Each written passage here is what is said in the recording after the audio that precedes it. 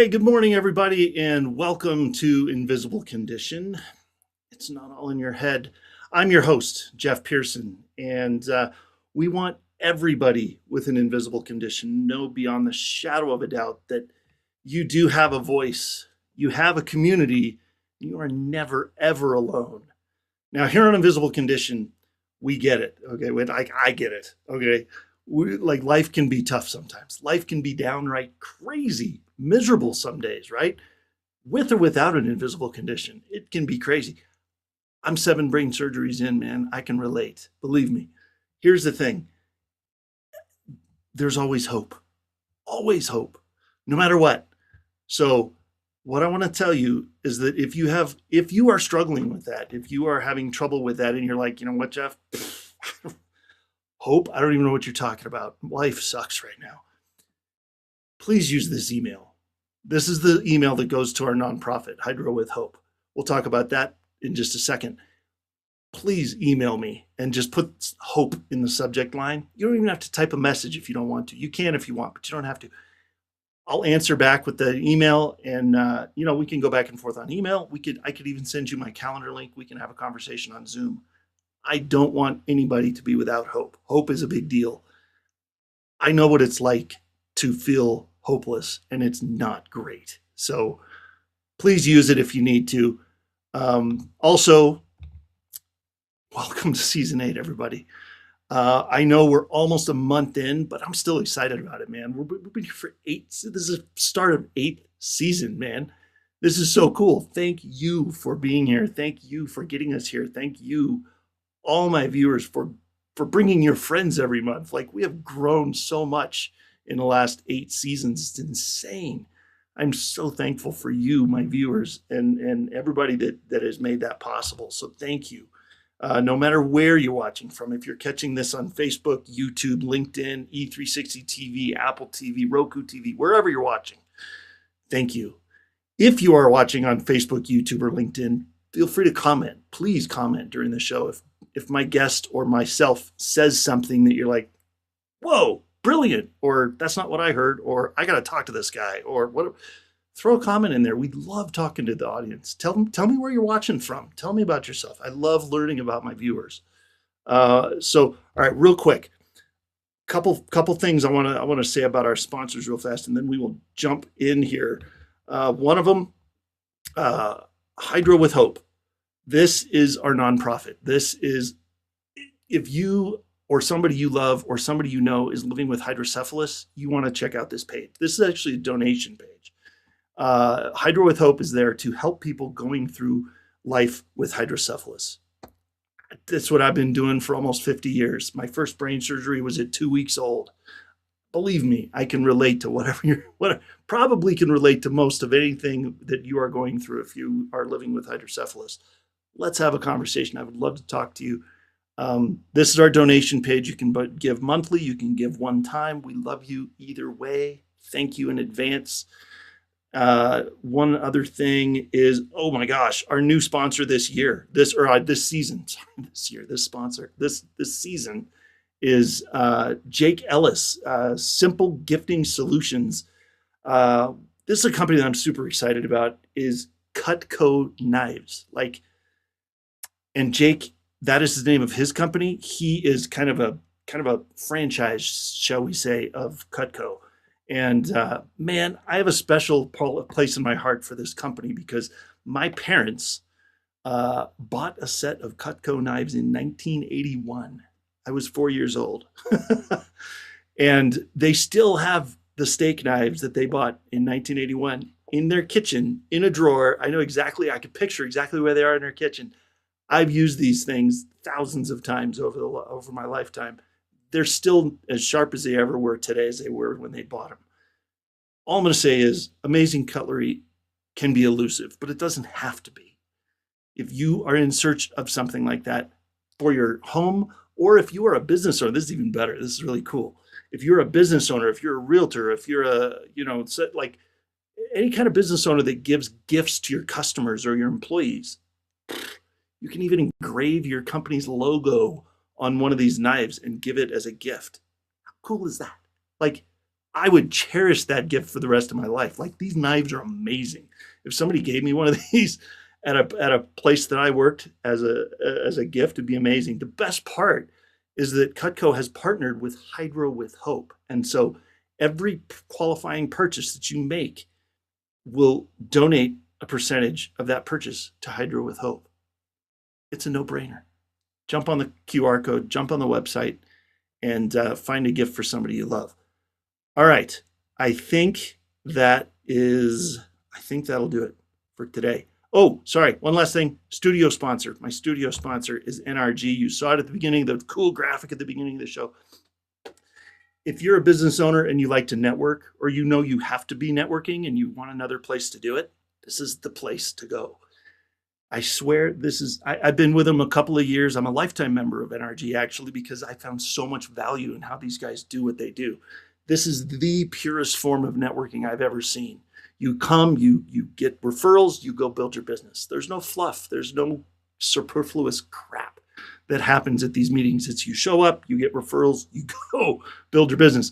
If you would like a source of never-ending referrals like I have with NRG, scan the QR code, tell Mike that I sent you, and just say Jeff at InvisibleCondition sent me, and he'll get you squared away. Honestly, Mike has ruined me for all of the networking now. It's just, this is where I go. So, all right. That's enough. That's enough of that. I have an amazing guest today that I want to introduce you to. Man, and this is going to be a little bit different show, by the way. Usually on this show, we're talking about invisible medical conditions that affects individuals. Today, we're going to be looking at an invisible condition affecting an entire generation. The unseen spiritual questions, loneliness, the search for purpose happening on college campuses across America. So our guest has spent years investing in the lives of college students, walking alongside young adults during some of the most crazy, confusing, formative years of their lives, college. And while many people assume today's generation has no interest in faith, like no interest in God whatsoever, I would beg to differ. He has witnessed something. His name's Jim Rinella, and Jim has witnessed something different. Under the surface, there is a deep spiritual hunger that's invisible to most of us. But Jim has connected with so many amazing individuals through Oaks International at Colorado State University. And he and his wife, Linda, are in Fort Collins, and they're loving on these youth, and it's just amazing. So I'm gonna bring him on here, and we'll kick this show off and get rolling here. Jim, thank you so much for being here, man. This is an honor to have you on the show. I appreciate it. Oh, Jeff, thanks for inviting me on. I'm so grateful. This is going to be fan-stinking-tastic, man. Um, I am going to first and foremost, first thing, um, by the way, anybody watching from anywhere, if you're in Colorado, awesome. Go up to Fort Collins and check out what these guys are doing. It's amazing.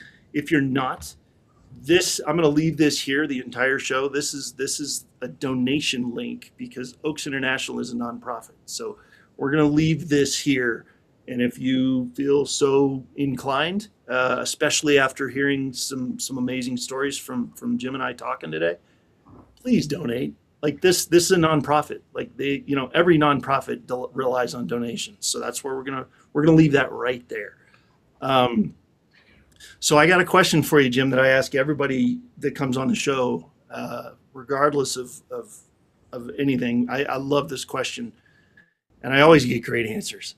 So on the tough days, when you're facing the craziest challenges, when you're working with Oaks, when you're working with youth, like on those tough days, how do you still maintain hope?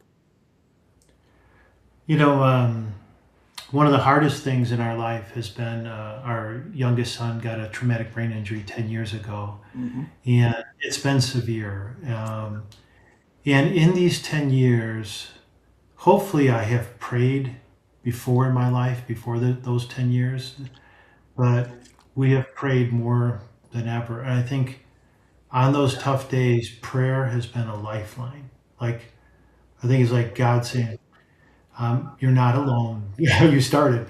I'm not alone. He's with me. Um, the 5 words that are so beautiful in the Bible is where Jesus said, "I am with you always." And so the Yeah. fact that He is with me always, but I can call out to Him and pray, cast my cares on Him. Yeah. Totally. Man, that was a great answer. I love that because it's, yeah, I was, you know what? I was just recording another episode. I was recording this morning another episode of the show with my co-host who helps me out twice a month on the show. Her name is Michelle Cooling, and we were talking about something like that too. Like this comes up all the time. You can't do this by yourself. You just Yeah, can't. yeah. You just So can't many do this things are, life alone. So yeah, it's beyond us. Yeah. it totally is. Yeah. Well, tell us about your background a little bit. Like I know we're talking a little bit different subject today, but it's nonetheless real. What is your I know you've been working in this realm for a long time and you're very passionate about working with college students. Tell me about where that started. Well, the invisible condition of spiritual hunger and being lost spiritually, not knowing God, that was a description of my life. Grew up in an Italian home in the south side of Chicago. When I was in 8th grade, I got a job in an Italian bar, of all places. People always ask me, how'd they hire you? Everything in there was illegal, so they could hire me. So why And not? Yeah. so the mentors in my life at that point was Phil the bartender and Danny the bookie from the mafia, because the mafia was in the bar gambling all night, and Danny would wear a suit and look really cool and collect money. And I was starting to do 2 all-nighters a week, starting in 8th grade. So Friday and Saturday night, the bar would close at 4. By the time I cleaned up, I'd be walking home at 5 in the morning. And and I thought, I want to be Danny. I want to be mafia. And to be in the mafia, you have to have an Italian father, fully Italian. Your mother can be any background, so I qualified. Uh, but my mom was praying I'd be a priest. So Oh. every once in a while, I'd have this thought, what if God answered her prayer, and I'd go priest, mafia. Well, sophomore year, I had a revelation moment, and that was priests don't get married, mafia guys do. I am definitely going mafia. Well, I knew my future at 16. Nice. Uh, crime. But what I saw in crime was gambling, or being a bookie. Then that summer, I was in a hotel and there was a Bible in the drawer, and I pulled it out and I thought, I don't know where you could get a Bible. My family had like a 15-pound Bible, but I didn't know, Yeah. there was no Amazon. Um, so I decided to steal the Bible. So I wrapped it up. Turns out security on Bibles is pretty low. I was able to get it out of there. Yeah. They I put them got in it. there on purpose, by the way, everybody. They want you to take them. They Yeah. want you to steal them. They're not stealing. I didn't know I was stealing, but they did give it to you. Um, so I got it home and I opened it and I thought, I have no idea how to read a Bible. I just didn't know anything. Yeah. And so I thought, well, maybe if I go to church, someone could explain the Bible to me, Sure. because they probably read the Bible, That's which I logical. don't. And Yeah. but then I thought, well, what church would I go to? So I had no idea. So I opened up the Yellow Pages. Again, there was no internet. Oh no. And Come the on. Chicago suburbs, the Yellow Pages are this big. Right. Churches have a Yeah. pretty good section. And so it was page after page after page of hundreds of churches. And I thought, how would you know what church to go to? I had another revelation moment. And that was, I'm going to go to every single church in the phone book in alphabetical order. Since they arranged it in alphabetical order, I'll just go to every single one. And I figured I could maybe do 100 by the end of high school. And All so right. the first church, I called them, I was at the A's, and I said, I don't know what Protestants do. So I said, hey, can you wear jeans to your church? They're like, yeah, come on over. Turns out it was physically the closest church to my house was the church starting with A in the phone book, 3 blocks from my house. So I walked in, and everybody had their hands raised singing. I wasn't used to that. Yeah. And so the pastor got up and he said, "How many of you here believe that God can answer prayer?" So they all raised their hand. Well, my whole goal is to fit in, not stand out. Yeah. And I think I believe that, so I raised my hand. And then he goes, "Well, how many of you need an answer to prayer?" Looks to me like they all raised their hand, so I raised again, I'm just trying to fit in. Sure. So I raised my hand. So then he got up, he gave a message. At the very end of the message, he goes, "Would everyone here bow your heads and close your eyes?" So I looked around, they all did, so I bowed my head, closed my eyes. And with my eyes closed, he goes, "Would anyone here like to ask Jesus Christ into their heart?" So with my eyes closed, I thought, well, they're all going to raise their hand on that too. So I raised my hand with everyone, and Or so you thought. so close, and he goes, "Would the person who raised their hand please come forward?" I heard person, Oh, no. singular. I look up, it was just me. I'm trying not to stand out, and I've been singled out. And, I thought what I had, I don't know a Protestant service. Yeah. I thought I had just accidentally volunteered to go up front and teach from the Bible that I just stole, Oh, that I no. don't understand, that I'm here trying to get answers about, and now I'm going to go explain it to them. I thought, I can't, I'm not moving. So I pulled down my hand, pretending like I didn't even do it. And so they were singing the song and waiting for that person. And I'm like, I'm trying to help them. Like, yeah, who did that? I'm like, nope. And this Italian bodybuilder, I had actually seen this well, you couldn't not see him. You couldn't miss him. Two bodybuilders with the back and the arms. And Yeah. he gets up, he obviously broke the rules of keeping your eyes closed. Walked to where I was, tapped me on the shoulder and said, "Hey, Bubba, can I share some verses out of the Bible with you?" And I thought, you could do whatever you like. And so we Exactly. walked to the Don't front. hurt me. Yeah. The service ended. We sat down. He introduces himself. He goes, "Hey, by the way, I'm dating Miss Missouri from the Miss America pageant." I mean, he's a cool guy. And I'm like, we're talking. I'm realizing he's as tough as the guys in the bar. He's Italian like me. This is my language. He's masculine. This is what I need. And so he explains to me, he says, you can have God in your head or you can have God in your heart, and they're not the same. And I realized at that moment I have God in my head. And he said, "I would pray with you. Open the door of your heart." A simple prayer. So right there I prayed and said, "Jesus, would you please come into my heart?" And no lightning struck, no angels, but I sensed the difference.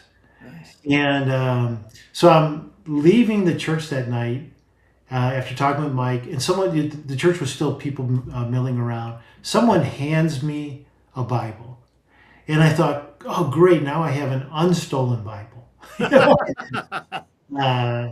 So then the next day, I went to work, came home, and I thought, "I'm going to read this unstolen Bible."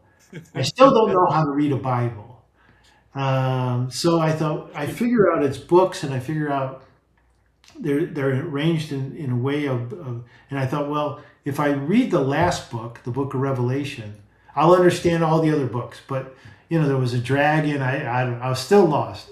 That's a tough one to start with. He calls me he's a night watchman at a railroad in Chicago, and he calls me and he says, "Hey, Bubba," which isn't my name, but everybody's name, right? He goes, "Hey, do you have any questions?" And well, what question would a guy who worked in a bar, had worked in a bar like me, what would he ask? And I said, "Yeah, I do have a question. What do you think about drinking?"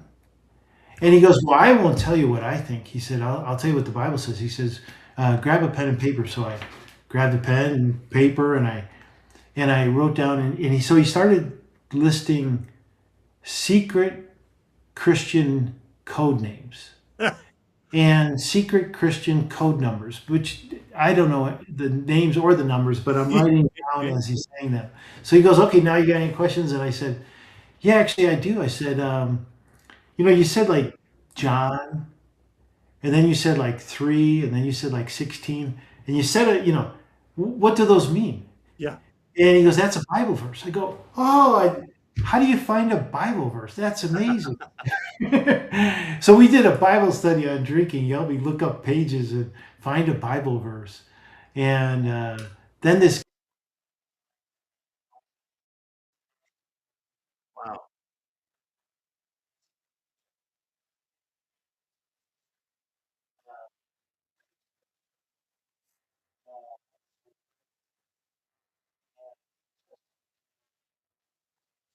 far from God.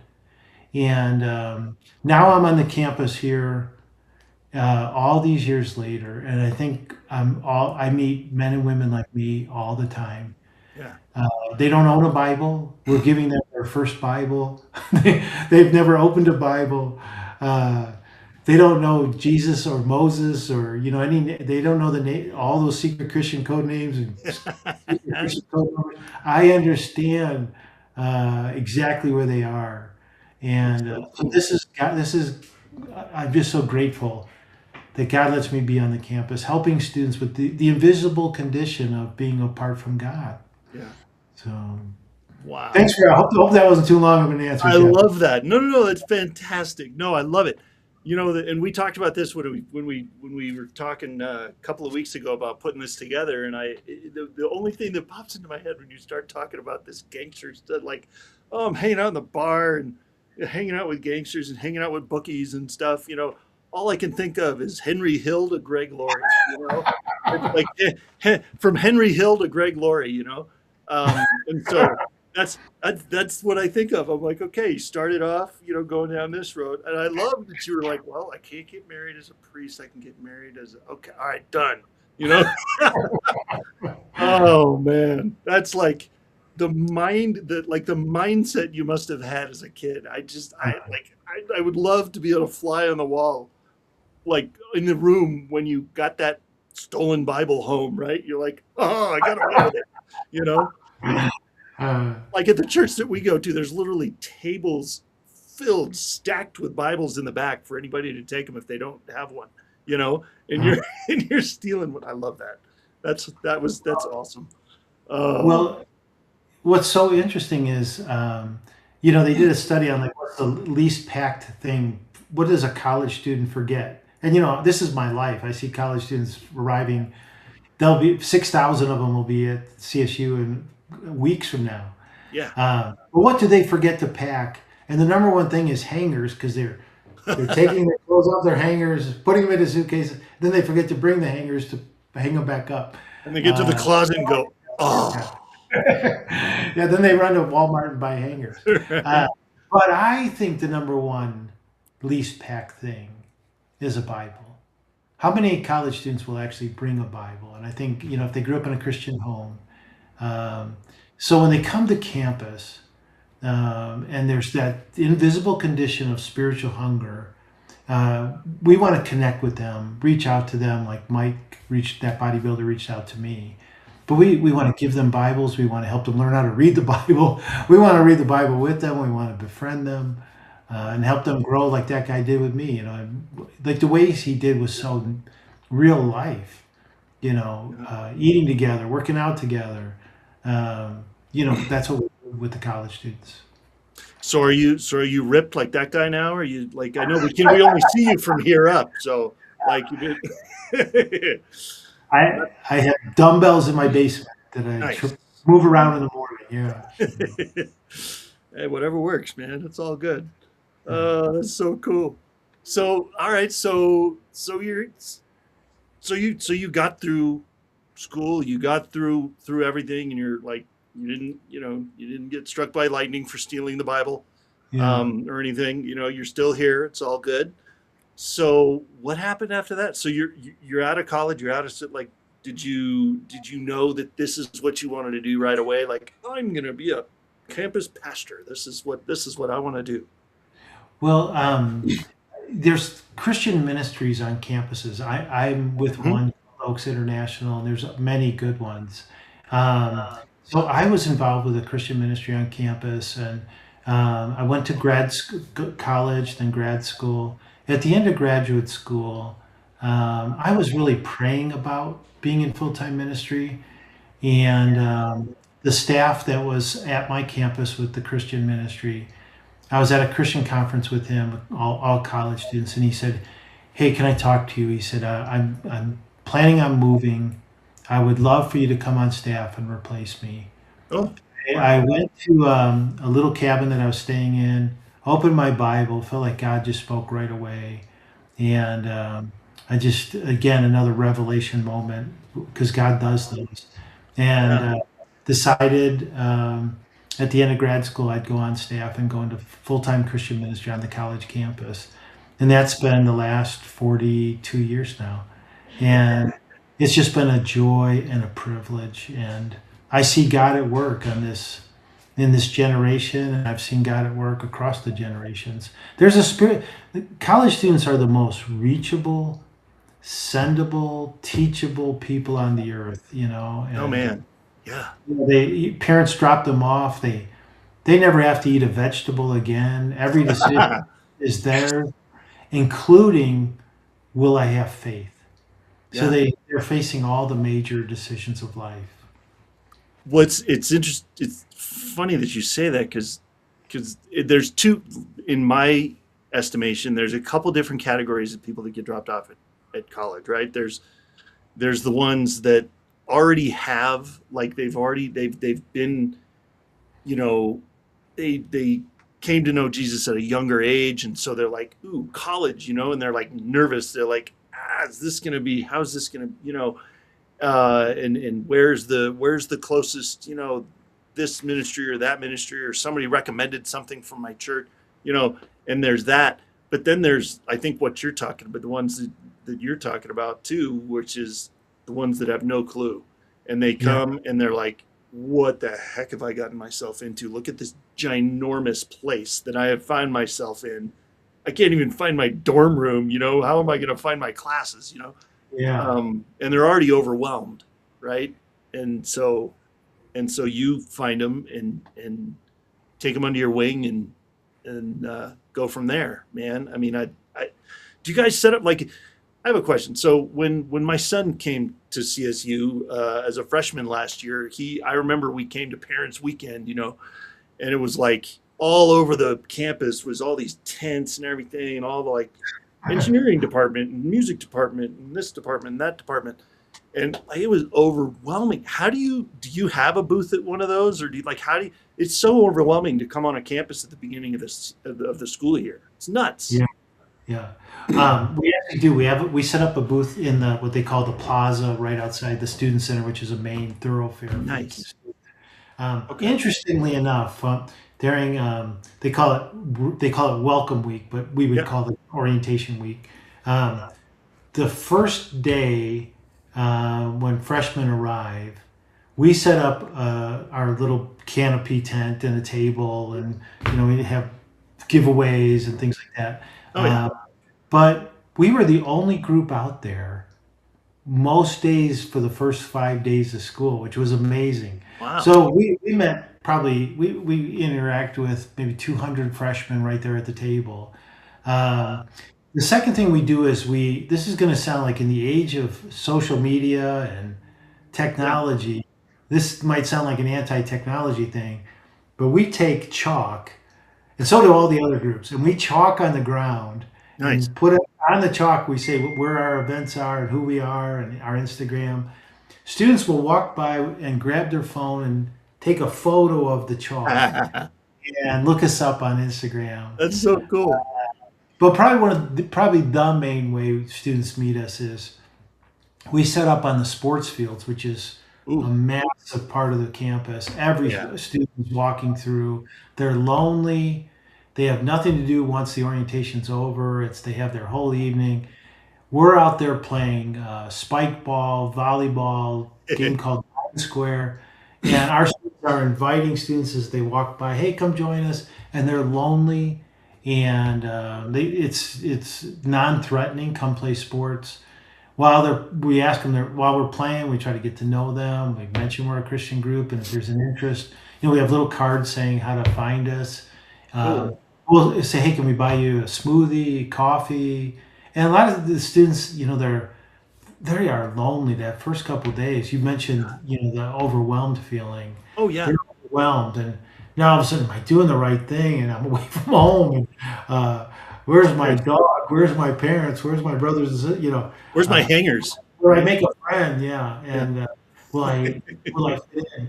And we're trying to reach out Yeah. for Christ, but to show love to them. So between the table and the chalk and the sports and coffee and smoothies. And then we do big free meal events. We'll go and spend $1,000 at Raising Cane's and do a dinner right off of campus, and that'll be what some of our chalk. And we'll meet students at those meals. Food is food's a good way. It's a healthy way. It's a great way to connect. Oh man. Across the world, food is a language that communicates. Yeah. Well, and they don't call it starving college students for nothing, man. They come there and it's like, ooh, free food. Let's go. Yeah, Like I would never, like in college, I would never turn down free food. I don't care what it was. yeah. There was very few exceptions that I would turn down free food. So Yeah, when we write out Raising Cane's, the word before Raising Cane's is free Raising Cane's. that's the Free most chicken. important word. Yeah. That's the Yeah, nice. Is it's that right? part of what we raise money for is Yeah. because we're trying to reach students with the Bibles, with the giveaways, with the food, because we really want to see them just have in that invisible condition of being spiritually lost Yeah. to be spiritually found. And that's why we have this link right here, guys. Seriously, if you've been watching, if you're like, how do you not love the story of the gangster to pastor, man? Like that's just awesome. If you come on now, come on, everybody's gonna anybody. By the way, anybody that caught that reference, Henry Hill to. If anybody knows who Henry Hill is, put it in the chat. Bonus points for anybody that knows who Henry Hill is. I'm a movie savant, so I know who it is. But if anybody knows who it is, put it in the chat. I want to know. But that's why we have this donation link, because nonprofits are nonprofits, and they rely on the donations of people, and so that's why we have that. That's why this has been here the entire time. So please reach out with your dollars and support this ministry, because it's it's amazing, and you can't free canes is not free to you, Jim, right? You got to buy it. It's free to the students, but you got to buy it. Yeah. I can't imagine that like would they donate it sometimes? Like I've heard of like at the church that we go to in Colorado Springs, Rocky Mountain Calvary, like when they do a big event, sometimes the restaurant will just donate, like Jimmy John's. I know multiple times has donated subs for like different like staff meetings or different like events and stuff. Have you ever asked different Um, places to do that or? we do. So Chick-fil-A is usually very good about donating, Oh, and nice. Yep. Cane's is very good about discounting. Okay. Uh, Okay. it's yeah, when we say the quantities to them, they're like, you know, uh, you know, Yeah. but they've been great, but we still usually pay some, and Yeah. Yeah. like I think this year we paid maybe for that first meal 900,000, $100 something. But then you buy drinks and all that, Oh, so yeah. Totally. you, Well, you buy Gatorade. And, oh, totally. Yeah. So there you go, everybody. That's why you donate, because otherwise these starving college students don't get canes and Chick-fil-A and I mean you're doing other things too. I want to get into that too, because our son's going to CSU. I mean, I was kind of curious where you met Nick. I was gonna guess you met him on the volleyball court. yeah, Is that where I you? think I think Nick came through sports because your son is an athletic guy. But then what we do is we have a large group meeting that we invite everyone to, There you go. and we have really, it's been very good with speakers. Like one of our main speakers is the chaplain for the CSU football team will come and speak, or the former chaplain for the Denver Broncos. He's now the chaplain for all the NFL chaplains. So those are the kind of guys we bring in to speak. Yeah. Some of our seniors, some of our alumni will speak, That's fun. and so we have a worship band, and students will come. We usually give away free T-shirts as they come. We've advertised we're in the student center, We have greeters throughout the student center to meet them, wearing shirts that say Oaks International, and so they Yeah. can find the room. At the end of the message, then we invite everyone who's a freshman, if they'd like to join a Bible study, we're going to break off right now into the next room. Any freshman who would like to, you're not obligated, but you can check out being in a Bible study, a small group. Cool. And Nick was part of that initial Love it. group, first night, and all of a sudden there were 20 freshmen joining Bible studies, and it was so exciting. And that first night we make it so relational and go play games, get to know each other, and then also talk about when can we meet. Man, when we came up there to visit him on Parents Weekend, it was crazy. We were sitting in one of the dining halls and by the way, I guess I know it. I know you get sick of it as a student. It's the same food all the time. You know, there's only so many dining halls, right?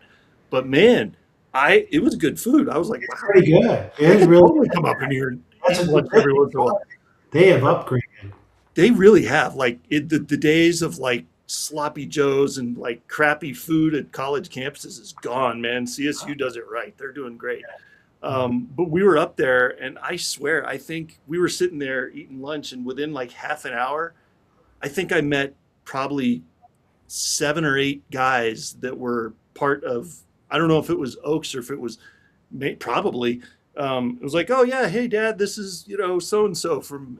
We're in a Bible study together. Oh hey Dad, oh hey, what's up, man? Oh come on over and meet my parents. And like there was so many. It was so cool to see the camaraderie already, like that early freshman year, and that is already starting to take root. With all the so whatever you're doing in that group, keep doing it because it's working, man. Because he's a social guy anyway. Like Nick is, our son is very he'll get out there and meet people and stuff, but you are definitely reaching out in a way that is making him feel so at ease.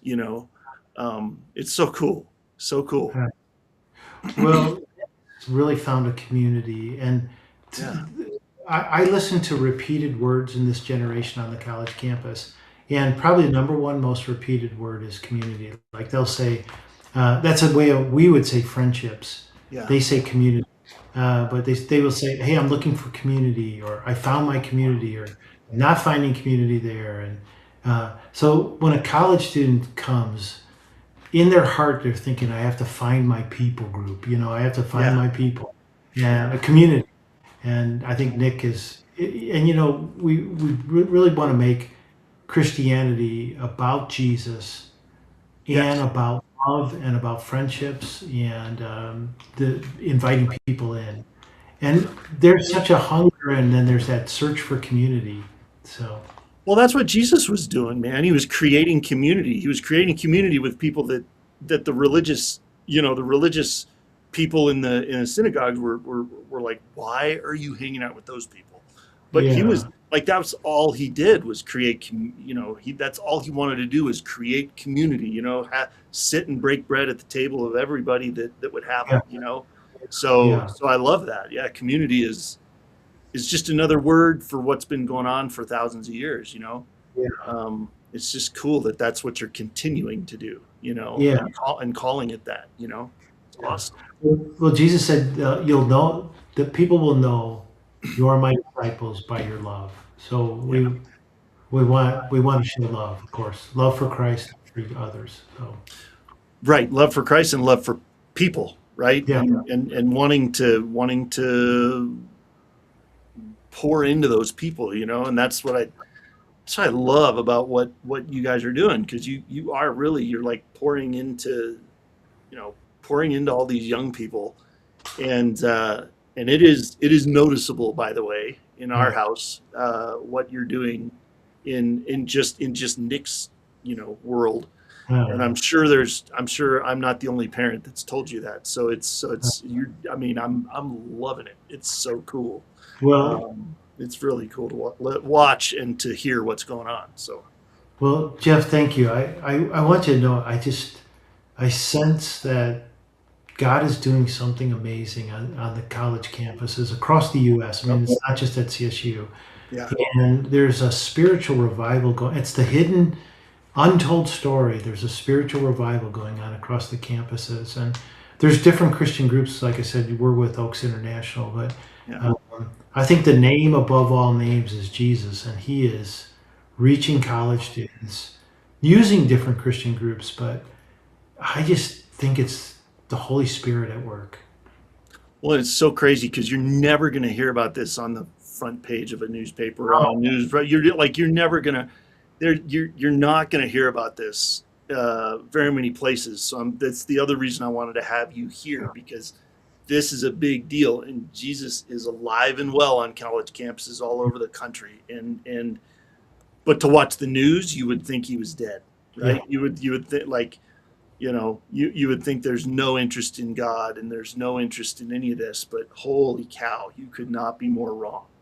yeah. It's our It's church. You can see it in our church too. I mean, it's just insane, the growth that's going on. It's so cool. Yeah, it's the untold story, and then the other thing that's really amazing is something is really happening with men.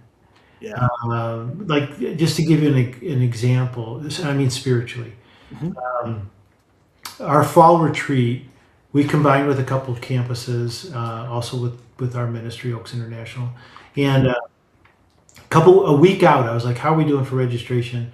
And the guy in charge said we have 120 men signed up, college men, and Wow. 90 women. And normally at a Christian event like this, it would be 60-40 women over men. Hmm. We want every woman, but here it was 120 to 90 men. And so God's doing something, not just on the college campus, but something beautiful in the hearts of men, where faith is beautiful for them, appealing to them. Their hunger is showing up, and they are asking the questions, and they're being committed. We have a program here called Noble Men, where we just help men grow in Christ and grow in being a man. They it's really beautiful. They write letters to their fathers, and their Nice. fathers write them a letter, and they write out what they want their families to be like, and there's just a hunger. It's another part of the hunger that's going on, but I think it's all God at work in this generation.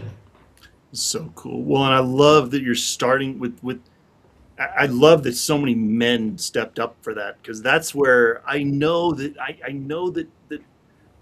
women have had a huge part in leading their families to Christ as well, and sometimes the kids Yes. will be the cause of that, right? And so Yeah. that's why you have things like Vacation Bible School, and invite the community in and all that kind of stuff. Like, correct me if I'm wrong, but statistically speaking, like over time, uh, if the man of the house comes to know Jesus, the family comes to know Jesus, like with them or Yeah. shortly after. I agree. It's almost a guarantee, Yeah. because the man is leading his family to God, and Yeah. that is a beautiful thing. And so I love that you said that there was so many men that showed up there, because Yeah. that's I feel like that's been missing over the last 20, 30 years. Like, you watch any TV shows, man, we have been cut off at the knees. Yeah. So I love that that's coming back.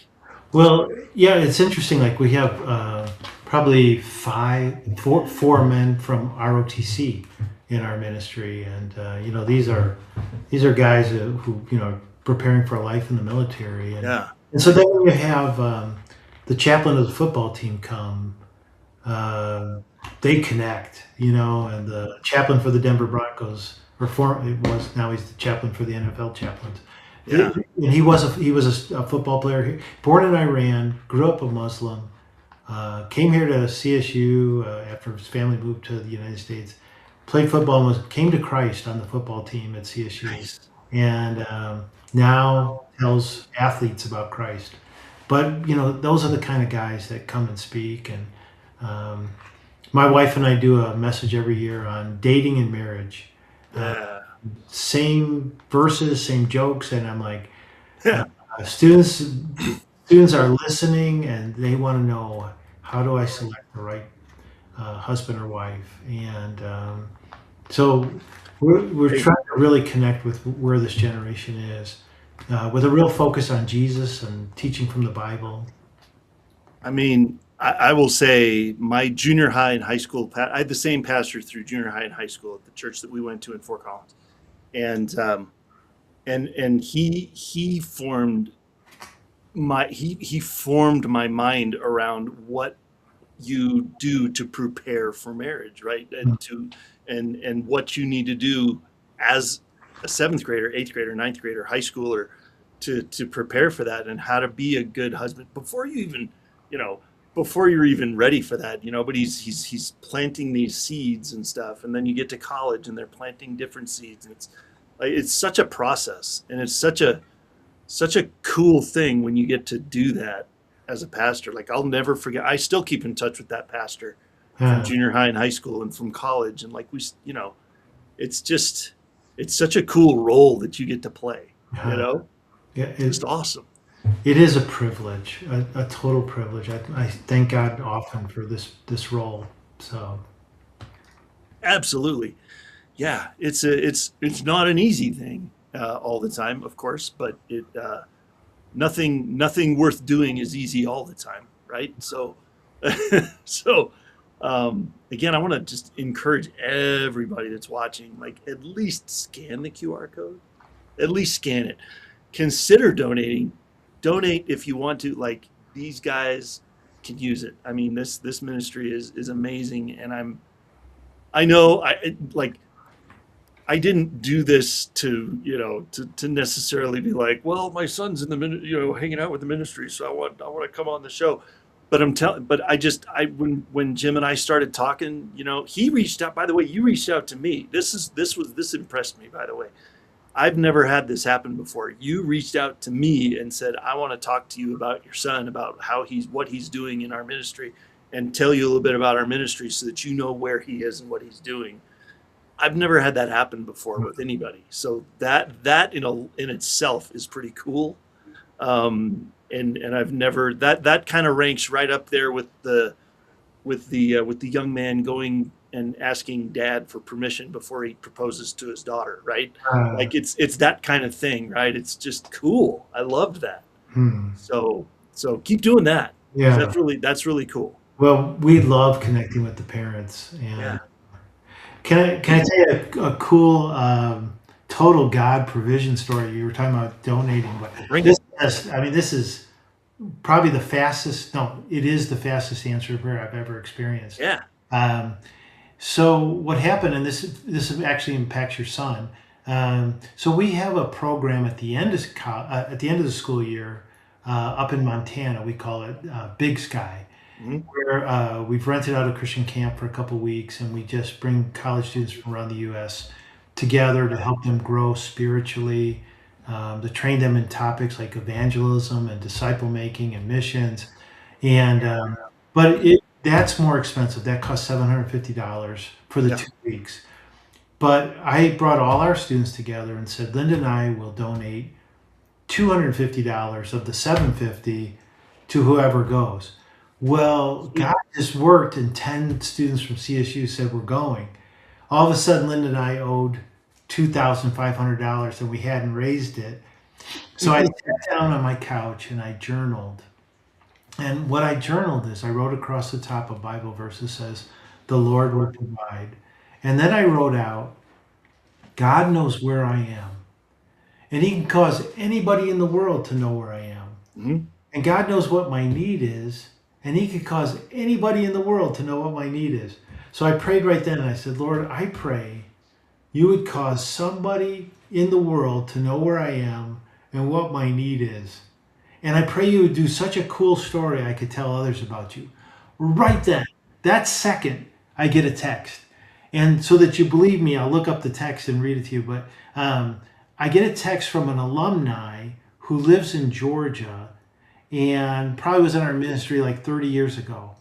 And here's what she writes right as I'm praying this. Yeah. Here she writes, she said, hi, Jim. Hope you're doing well. Does your ministry have any unusual needs at the moment? I write, Chris, God's story. I'm literally praying through some of our needs right now and asking God to provide in ways that He would get the glory. You texted as I'm praying that I would experience God as our provider. So then I listed a couple of needs and told her I need one of the needs is $2,500 for 10 Yeah. students. Here's how she responded. I actually knew that you were praying and journaling. Had to be the voice of God. Just donated $2,500 online. Nice. So I wrote, Chris, yeah, I thanked her. And then I wrote, did God just speak to you about me praying? And she Yeah. wrote, yes. Isn't that just a God That's story? amazing. How He I provides. love that. He touched Yeah. someone around the world to know where I am and what our need was right at that moment. See, that's the best stuff, man. I love that kind of stuff. And it just proves that this is this is the thing, man. This is people don't know about people don't hear these stories often enough. That's why we're here. That's why I wanted you to be here because we got to tell these stories. So it's just awesome. Well, I tell you what, man, we have about a minute and a half, maybe 2 minutes left. Okay. What would you like to leave our audience with in the last 2 minutes? If I could finish with one encouragement to everyone watching is I told the story of me at age 16 being so far apart from God, God arranging circumstances in my life, stealing a Bible and ending up in a church. But the message for me was that God could reach me. That when that guy shared with me, he said, do you have God in your head or God in your heart? And I had God in my knowledge, but not a relationship. What I'd want for everyone watching is a relationship with God, not just knowledge. I love that the most quoted verse in the Bible, but it's the most beautiful is for God so loved the world that He gave His one and only Son, that whoever, so that means everyone watching, That's me. whoever, Yep. including me, believes in Him shall not perish but have eternal life. That's the greatest message ever. It's just so simple through Jesus Christ. So for me, the journey from my head to my heart was that guy asked me, Jesus is knocking on the door of my heart, would I open the door of my heart and ask Jesus in? And for everyone listening, I believe Jesus is knocking on the door of their heart. They're one of the whoever in the world that could believe in Him, and then they would not perish but have everlasting life because of God's love. Yeah. So that would be my final encouragement is to have God go from knowledge to a relationship by opening the door of your heart and receiving Jesus Christ. Yeah. And it's as simple as praying a prayer, Yeah. right? Let's do it. Yeah. For anybody that's out there, how would somebody, it's very simple. How would somebody do that? Yeah. For me, that illustration of God knocking on your heart, how do we open our heart but just a simple, the words to God from our heart. Lord, please come in. Please forgive me. Please lead my life. When I did that, no angels came down, no lightning struck, but my life changed. Jesus came into my heart, and a relationship with God started that has kept my whole life. That's the invitation, I think, to everyone. Amazing. I love it. That's a perfect cap on this episode. And yes, everybody, it is that simple. I promise. Well, thank you, Jim. I so appreciate you being here and telling your story and being so real. Thank you so much. You're welcome. What a privilege. Amazing. Thank you. All right, everybody. Man, I love stuff like this. That's the perfect ending to a show. That's beautiful. All right, everybody, listen up.